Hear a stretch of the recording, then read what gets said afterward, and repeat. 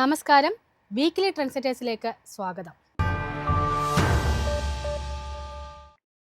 ദിക്കറിയാതെ നിന്ന വിപണിക്ക് കരുത്തു പകരുന്ന തരത്തിലുള്ള തീരുമാനമായിരുന്നു RBI റിപ്പോ നിരക്കിൽ 50 ബേസിസ് പോയിന്റ്സ് കുറച്ചത്. 25 ബേസിസ് പോയിന്റ്സിന്റെ മാത്രം റേറ്റ് കട്ട് പ്രതീക്ഷിച്ച വിപണിക്ക് മുന്നിലേക്ക് RBI വെച്ചു നീട്ടിയത് റിപ്പോ നിരക്കിലെ 50 ബേസിസ് പോയിന്റ്സ് റേറ്റ് കട്ടും കരുതൽ ധന അനുപാതത്തിൽ അഥവാ ക്യാഷ് റിസർവ് റേഷ്യോയിലുള്ള 100 ബേസിസ് പോയിന്റ്സിന്റെ കുറവും നൽകിക്കൊണ്ട് ഒരു ഡബിൾ ധമാക്ക ഓർഡറായിരുന്നു. പണപ്പെരുപ്പം കൈപ്പിടിയിൽ ഒതുങ്ങിയെന്ന സൂചനയും കൂടാതെ വളർച്ചയ്ക്ക് ഊന്നൽ നൽകുന്നുവെന്ന പ്രസ്താവനയും വിപണിക്ക് ഊർജം പകരുന്നു. നിഫ്റ്റി, ബാങ്ക്, ഫിനാൻഷ്യൽ സർവീസ് സൂചികകൾ സർവകാല ഉയരം മറികടന്നുകൊണ്ടാണ് മുന്നേറിയത്. ബെഞ്ച്മാർക്ക് സൂചികയായ നിഫ്റ്റി 50 1.02% വീക്ക്ലി ഗെയിൻ റിപ്പോർട്ട് ചെയ്തപ്പോൾ സെൻസെക്സ് 0.91% നേട്ടവുമാണ് നിക്ഷേപകർക്ക് നൽകിയത്. സെക്ടറൽ സൂചികകളിൽ ഇൻട്രസ്റ്റ് സെൻസിറ്റീവായ റിയൽറ്റി സൂചികയാണ് പ്രതിവാരാടിസ്ഥാനത്തിൽ താരമായത്. നേട്ടം 9.51%. ബെഞ്ച്മാർക്ക് സൂചികകളേക്കാൾ ഔട്ട് പെർഫോമൻസ് നടത്തിവന്ന മിഡ് ക്യാപ് സെലക്ട് സൂചികയാണ് നേട്ടം നൽകിയ മറ്റൊരു പ്രധാനി. നേട്ടം 3.41%. കൂടാതെ അനുകൂലമായ പ്രൈസിംഗിനെ തുടർന്ന് മെറ്റൽ സൂചികയും മുന്നേറി. സൂചിക നൽകിയ നേട്ടം 2.32%. അതേസമയം പോയ വാരം മികച്ച മുന്നേറ്റം നടത്തിയ നിഫ്റ്റി മീഡിയ സൂചിക പ്രോഫിറ്റ് ബുക്കിംഗ് നേരിട്ടതിനെ തുടർന്ന് 0.32% ഇടിവാണ് റിപ്പോർട്ട് ചെയ്തത്. US-ൽ നിന്നും വരുന്ന പ്രതികൂലമായ വാർത്തകളെ തുടർന്ന് ഇന്ത്യൻ IT സൂചികകളുടെ പ്രകടനവും തിളക്കം വാങ്ങി. ട്രംപ് ഇലോൺ മസ്ക് വാക്പോരിൽ ആടി ഉലഞ്ഞ അമേരിക്കൻ സൂചികകളെയായിരുന്നു പോയ വാരം കണ്ടത്. നിർണായകമായ ഡേറ്റകളെക്കാൾ വിപണികളെ നയിച്ചത് ട്രംപ് ഇലോൺ മസ്ക് വാക്പോര് തന്നെയാണ്. അതിന്റെ പ്രതിഫലനമായിരുന്നു ടെസ്ല ഓഹരികളിൽ ചരിത്രത്തിൽ ഒരു സിംഗിൾ ഡേ ഉണ്ടായ ഏറ്റവും വലിയ ഇടിവ് റിപ്പോർട്ട് ചെയ്തത്. ഒറ്റ ദിവസം കൊണ്ട് $152 ബില്യൺ വിപണി വിഹിതമാണ് ടെസ്ലയ്ക്ക് നഷ്ടപ്പെട്ടത്. എങ്കിലും ആഴ്ചയുടെ അവസാനം ഒരു ബൗൺസ് ബാക്ക് നടത്താൻ വിപണികൾക്ക് കഴിഞ്ഞു.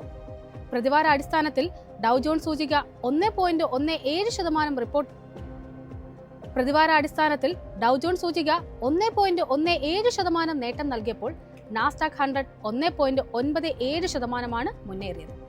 S&P 500 സൂചികയായിട്ട് 1.5% റിട്ടേണും നിക്ഷേപകർക്ക് നൽകി. ജൂൺ 9 വരുന്ന കൺസ്യൂമർ ഇൻഫ്ലേഷൻ എക്സ്പെക്ടേഷൻ ഡാറ്റയാണ് ഈ ആഴ്ച ആദ്യം വിപണി ശ്രദ്ധ ആകർഷിക്കാൻ സാധ്യതയുള്ളത്. തുടർന്ന് ജൂൺ 11 പബ്ലിഷ് ചെയ്യുന്ന അമേരിക്കയുടെ CPI, കോർ CPI കണക്കുകളാണ് വിപണി ശ്രദ്ധ ആകർഷിക്കുന്ന ഏറ്റവും പ്രധാനപ്പെട്ട ഡാറ്റ. പണപ്പെരുപ്പം നിയന്ത്രണ വിധേയമായെന്നും പലിശ നിരക്ക് കുറയ്ക്കണമെന്നും ട്രംപ് നിരന്തരം ആവശ്യപ്പെടുകയും പവലിന്റെ നടപടികളെ വിമർശിക്കുകയും ചെയ്യുന്ന പശ്ചാത്തലത്തിൽ ഈ ഡാറ്റ വിപണികൾക്ക് നിർണായകമാകും.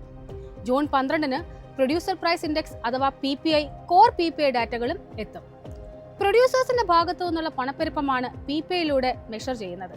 ഒപ്പം പതിവ് പോലെ അന്ന് തന്നെ ഇനീഷ്യൽ ജോബ്ലെസ് ക്ലെയിംസ് ഡാറ്റകളും എത്തും. സമ്മിശ്രമായ ഡാറ്റകളായിരുന്നു പോയ വാരം യൂറോപ്യൻ സൂചികകളെ സ്വാധീനിച്ചത്. പ്രതിവാരാടിസ്ഥാനത്തിൽ പരിശോധിക്കുമ്പോൾ ഡാക് സൂചിക 1.28% നേട്ടം കൈവരിച്ചപ്പോൾ CAC 40 ആകട്ടെ 0.68% മുന്നേറ്റമാണ് റിപ്പോർട്ട് ചെയ്തത്. FTSE 100 സൂചിക 0.59% നേട്ടവും റിപ്പോർട്ട് ചെയ്തു. ജൂൺ 10 ബ്രിട്ടന്റെ തൊഴിലില്ലായ്മ നിരക്ക് ഡേറ്റകളോടായിരിക്കും യൂറോപ്യൻ വിപണികൾ ആദ്യം പ്രതികരിക്കുക. കഴിഞ്ഞ തവണത്തെ നിരക്ക് 4.5% തുടർന്ന് ജൂൺ 12 ബ്രിട്ടന്റെ GDP ഡാറ്റയും എത്തും. കഴിഞ്ഞ തവണ GDP റിപ്പോർട്ട് ചെയ്തിരുന്നത് 0.2% എന്നതായിരുന്നു. ഈ നിരക്ക് നിലനിർത്താൻ ബ്രിട്ടന് സാധിക്കുമോ എന്നതായിരിക്കും വിപണി ശ്രദ്ധ ഏറെ ആകർഷിക്കുക.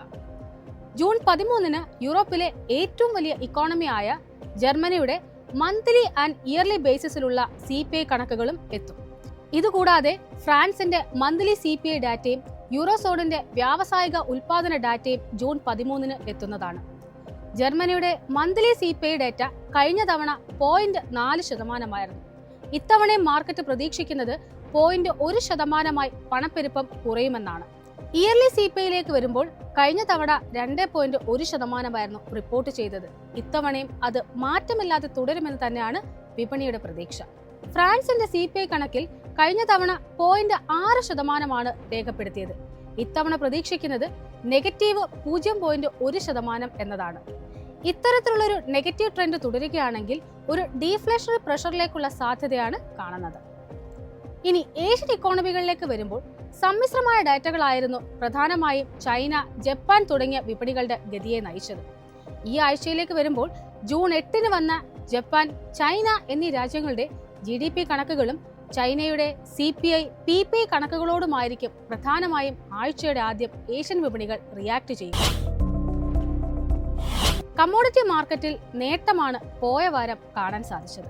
ബ്രെന്റ് ക്രൂഡ് വാരാന്ത്യത്തിൽ 6.05% നേട്ടത്തോടെ ബാരലിന് $66.235 എന്ന നിലയിലാണ് ട്രേഡിംഗ് അവസാനിപ്പിച്ചത്. സമാനമായി WTI ക്രൂഡും വീക്ക്ലി ബേസിസിൽ 6.34% നേട്ടത്തിൽ ബാരലിന് $63.895 എന്ന നിലയിലുമാണ് വ്യാപാരം അവസാനിപ്പിച്ചത്.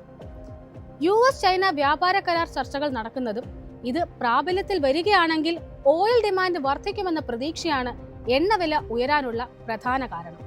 കൂടാതെ ഡോളർ ബീറിഷായി നിലനിൽക്കുകയാണെങ്കിൽ അതും ക്രൂഡിനൊരു ടെയിൽവിൻഡ് സപ്പോർട്ട് നൽകുമെന്നാണ് അനുമാനം. ഇനി ടെക്നിക്കൽ സൈഡിലേക്ക് വരികയാണെങ്കിൽ ബ്രെന്റ് ക്രൂഡിന്റെ ആദ്യ സപ്പോർട്ടായി $65.61 ആണ് പരിഗണിക്കുന്നത്. തുടർന്ന് $64.79 അടുത്ത സപ്പോർട്ടായി പരിഗണിക്കാം. അപ്സൈഡിലേക്ക് വരുമ്പോൾ $66.78 റെസിസ്റ്റൻസ്. ഇത് മറികടക്കാൻ സാധിച്ചാൽ $67 റെസിസ്റ്റൻസായി ആക്ട് ചെയ്യും. WTI ക്രൂഡിലേക്ക് കടക്കുകയാണെങ്കിൽ ആദ്യ സപ്പോർട്ട് $63.062 തുടർന്ന് $62.198 അതിനുശേഷം $61.142 സപ്പോർട്ടായി പരിഗണിക്കാവുന്നതാണ്. മറുവശത്ത് $64.118 ആദ്യ റെസിസ്റ്റൻസ് പ്രതീക്ഷിക്കുന്നത്. ഈ ഒരു ലെവൽ മറികടക്കാൻ സാധിച്ചാൽ $64.89 തുടർന്ന് $65.79 റെസിസ്റ്റൻസായി പരിഗണിക്കാവുന്നതാണ്. ഇനി സ്വർണ്ണവിലയിലേക്ക് വരുമ്പോൾ സ്വർണ്ണവില പ്രതിവാര അടിസ്ഥാനത്തിൽ 0.63% നേട്ടത്തിൽ ട്രോയ് ഔൺസിന് $3309.25 എന്ന നിലയിലാണ് വ്യാപാരം അവസാനിപ്പിച്ചത്. ജൂലൈയിൽ US ഫെഡ് തീരുമാനങ്ങൾ വരാനിരിക്കെ ഡോളർ കരുത്താർജിക്കുന്നത് ആഴ്ചയുടെ അവസാന ദിവസങ്ങളിൽ സ്വർണത്തിൽ ഒരു സെല്ലിംഗ് പ്രഷർ കൊണ്ടുവന്നെങ്കിലും തിങ്കളാഴ്ചയിലുണ്ടായ ശക്തമായ മുന്നേറ്റം കൊണ്ടാണ് ഒരു പോസിറ്റീവായി വ്യാപാരം അവസാനിപ്പിക്കാൻ സ്വർണത്തിന് സാധിച്ചത്.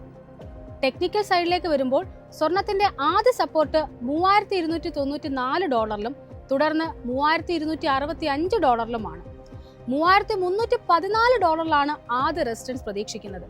ഈ ഒരു ലെവൽ മറികടക്കാൻ സാധിച്ചാൽ $3345 എന്ന നില റെസിസ്റ്റൻസായി ആക്ട് ചെയ്തേക്കാം. ഇന്ത്യൻ രൂപ പ്രതിവാര അടിസ്ഥാനത്തിൽ നേട്ടമാണ് രേഖപ്പെടുത്തിയത്. വാരാന്ത്യത്തിൽ 0.3% നേട്ടത്തോടെ 85.73 എന്ന ലെവലിലാണ് രൂപ വ്യാപാരം അവസാനിപ്പിച്ചത്. 85.84 രൂപയിലാണ് വരും ആഴ്ചയിൽ രൂപയുടെ ഇമ്മീഡിയറ്റ് സപ്പോർട്ട് ഉള്ളത്. തുടർന്ന് 86.05 രൂപ എന്ന ലെവലും സപ്പോർട്ടായി കണക്കാക്കാം. മറുവശത്ത് 85.66 രൂപ എന്ന ലെവൽ റെസിസ്റ്റൻസായി പ്രതീക്ഷിക്കാം. തുടർന്ന് 85.45 രൂപയും റെസിസ്റ്റൻസായി പരിഗണിക്കാവുന്നതാണ്. പോയ വാരത്തിൽ ഇന്ത്യൻ മാക്രോ തലത്തിൽ ഏറെ നിർണായകമായത് RBI MPC തന്നെയാണ്. തുടർച്ചയായ 3ാം തവണയും നിരക്കുകൾ കുറച്ച RBIയുടെ ഡബിൾ ബൂസ്റ്റർ വിപണിയുടെ ഗതിയും മാറ്റിമറിച്ചു. ഇതോടെ നാളുകൾക്ക് ശേഷം നിഫ്റ്റി 50 സൂചിക 25,000 എന്ന നിർണായക ലെവൽ അനായാസം മറികടന്നു. പണപ്പെരുപ്പം കുറയുന്ന സാഹചര്യം കണക്കിലെടുത്തും വളർച്ചയ്ക്ക് മുൻഗണന നൽകിക്കൊണ്ടുമാണ് RBI നിരക്ക് കുറയ്ക്കലിലേക്ക് നീങ്ങിയത്. ഇതോടെ റിപ്പോ നിരക്ക് 5.5%. കൂടാതെ CRR 1% കുറച്ചു. നിലവിലെ 4% നിന്നും 3%ആയാണ് കുറച്ചത്. 4 ഘട്ടങ്ങളായാണ് ഈ കുറവ്. ജൂൺ ആദ്യ വാരത്തിലെ മറ്റൊരു പ്രധാന data Nikkei S&P global manufacturing PMI ആണ്. വിലസമ്മർദ്ദവും ഇന്ത്യ പാകിസ്ഥാൻ സംഘർഷവും പുതിയ ഓർഡറുകളുടെ വളർച്ചയെ തടസ്സപ്പെടുത്തിയതിനാൽ ഇന്ത്യയുടെ ഉൽപാദന പ്രവർത്തനം കഴിഞ്ഞ മാസത്തെ 58.2 നിന്നും 3 മാസത്തെ ഏറ്റവും താഴ്ന്ന നിരക്കായ 57.6 അതേസമയം അന്താരാഷ്ട്ര ഓർഡറുകളിൽ ഉണ്ടായ മുന്നേറ്റം മെയ് മാസത്തിൽ സർവീസ് സെക്ടർ ആക്ടിവിറ്റി 3 മാസത്തെ ഏറ്റവും ഉയർന്ന നിരക്കിലേക്കും എത്തിച്ചു. PMI ഏപ്രിൽ 58.7 നിന്നും 58.8 ഉയർന്നു. വരുന്ന ആഴ്ചയിൽ ജൂൺ 11 M3 മണി സപ്ലൈ കണക്കുകൾ എത്തും. മെയ് 2 ഇന്ത്യയുടെ M3 277.6 ലക്ഷം കോടി രൂപയായിരുന്നു. കഴിഞ്ഞ വർഷത്തെ ഇതേ കാലയളവിനെ അപേക്ഷിച്ചിട്ട് ഏകദേശം 9.5% വർധനവാണ് പ്രകടമായത്. തുടർന്ന് 12-ാം തീയതി പ്രതിമാസ CPI കണക്കുകളും എത്തും. ഉപഭോക്തൃ വില സൂചിക അടിസ്ഥാനമാക്കിയുള്ള രാജ്യത്തെ റീറ്റെയിൽ ഇൻഫ്ലേഷൻ ഏപ്രിൽ 3.16% കുറഞ്ഞിരുന്നു. 5 വർഷത്തിനിടയിലെ ഏറ്റവും താഴ്ന്ന നിലയിലെത്തിയ കണക്കുകളിൽ തുടർന്നും കുറവുണ്ടായാൽ അത് വിപണിക്കും കരുത്തു പകരും. ഭക്ഷ്യപണപ്പെരുപ്പത്തിൽ കുത്തനെ ഇടിവ് സംഭവിച്ചതാണ് ഈ ഇടിവിന് കാരണമായത്. RBI സഹനപരിധിയായ 4%-ത്തേക്കാൾ കുറവ് രേഖപ്പെടുത്തുമെന്ന അനുമാനം തന്നെയാണ് അനലിസ്റ്റുകൾ പങ്കുവെക്കുന്നത്. അതുകൊണ്ട് തന്നെ വരാനിരിക്കുന്ന കണക്കുകൾ ഏറെ നിർണായകമാണ്. ആഴ്ചയിലെ അവസാന ദിനമായ ജൂൺ 13-ന് എക്സ്പോർട്ട്, ഇമ്പോർട്ട്, ട്രേഡ് ബാലൻസ് കണക്കുകൾക്ക് പുറമെ പതിവ് പോലെ ഫോറക്സ് കണക്കുകളും എത്തും. മെയ് 30-ന് അവസാനിച്ച ആഴ്ചയിൽ ഇന്ത്യയുടെ വിദേശ നാണ്യ കരുതൽ ശേഖരത്തിൽ കുറവാണ് റിപ്പോർട്ട് ചെയ്തിരിക്കുന്നത്. ഫോറക്സ് റിസർവ് $1.23 ബില്യൺ കുറഞ്ഞ് $691.48 ബില്യൺ ഡോളറിലെത്തി. 2024 സെപ്റ്റംബർ അവസാനത്തോടെ ഇന്ത്യയുടെ വിദേശ നാണ്യ കരുതൽ ശേഖരം റെക്കോർഡ് ഉയരമായ $704.88 ബില്യൺ എത്തിയിരുന്നു.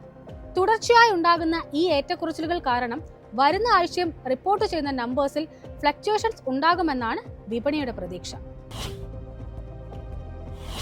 എല്ലാ ട്രേഡർമാർക്കും നിക്ഷേപകർക്കും സർപ്രൈസ് നൽകിക്കൊണ്ടുള്ള മൂവായിരുന്നു ഇന്ത്യൻ മാർക്കറ്റ് കാഴ്ചവെച്ചത്. MBC മീറ്റിംഗ് തുടങ്ങാനിരിക്കെ ഒരു നെഗറ്റീവ് നോട്ടിലായിരുന്നു നിഫ്റ്റി നീങ്ങിയത്.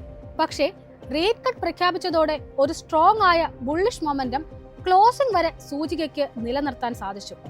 ഏകദേശം 1% നേട്ടത്തോടെയാണ് നിഫ്റ്റി വെള്ളിയാഴ്ച ക്ലോസ് ചെയ്തത്. വരും സെഷനുകളിൽ ഇതേ മൊമെന്റം തുടർന്നേക്കാമെന്നാണ് മിറേ അസറ്റ് ഷെയർക്കാനിലെ അനലിസ്റ്റ് ജതിൻ ഗേഡിയ പറയുന്നത്. ഷോർട്ട് ടേമിൽ നിഫ്റ്റിയുടെ സപ്പോർട്ട് ലെവൽ 24,800 മുതൽ 24,750 വരെയുള്ള റേഞ്ചായി പരിഗണിക്കാമെന്നും റെസിസ്റ്റൻസ് 25,030 മുതൽ 25,100 കൺസിഡർ ചെയ്യാമെന്നും അദ്ദേഹം പറഞ്ഞു വെക്കുന്നു.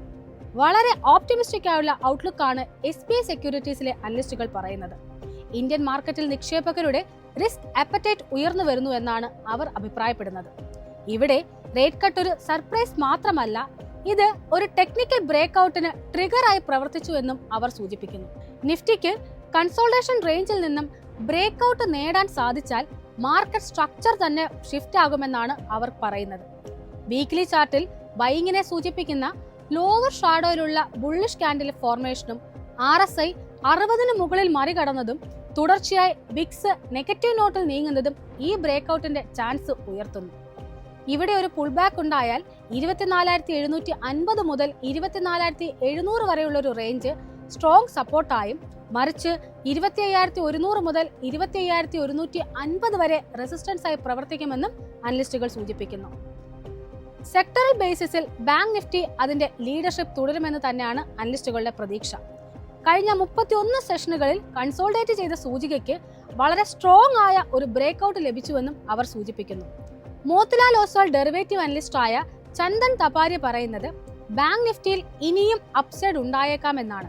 ഇവിടെ 57,000 ഒരു സൈക്കോളജിക്കൽ റെസിസ്റ്റൻസ് ആയും 56,250 മുതൽ 56,000 വരെയുള്ള ഒരു റേഞ്ച് സപ്പോർട്ടായി പരിഗണിക്കാമെന്നും അദ്ദേഹം കൂട്ടിച്ചേർക്കുന്നു. RBIയുടെ ജംബോ റേറ്റ് കട്ട് കൺസോൾട്ടേഷൻ മോഡിൽ നിന്നും വിപണിയെ കരകയറ്റുമെന്ന പ്രതീക്ഷയാണ് അനലിസ്റ്റുകൾ മുന്നോട്ട് വെക്കുന്നത്. ഒപ്പം ബാങ്ക് നിഫ്റ്റിയിലെ റാലി തുടരുമെന്ന പ്രതീക്ഷയും നിലനിൽക്കുന്ന സാഹചര്യത്തിൽ വിപണി വീണ്ടും ഒരു ബുൾ റാലിക്ക് സാക്ഷ്യം വഹിക്കുമോ അതോ വീണ്ടും ഹൈ ലെവൽസിൽ പ്രോഫിറ്റ് ബുക്കിംഗ് നേരിടുമോ എന്നതായിരിക്കും വരുന്ന ആഴ്ച നിക്ഷേപകർ ഉറ്റുനോക്കുക. മാർക്കറ്റിന്റെ കൂടുതൽ ഡീറ്റെയിൽസും അനാലിസിസുമായി തിങ്കളാഴ്ച രാവിലെ 8:30-ന് മാർക്കറ്റ് പ്ലസിൽ കാണാം. നന്ദി, നമസ്കാരം.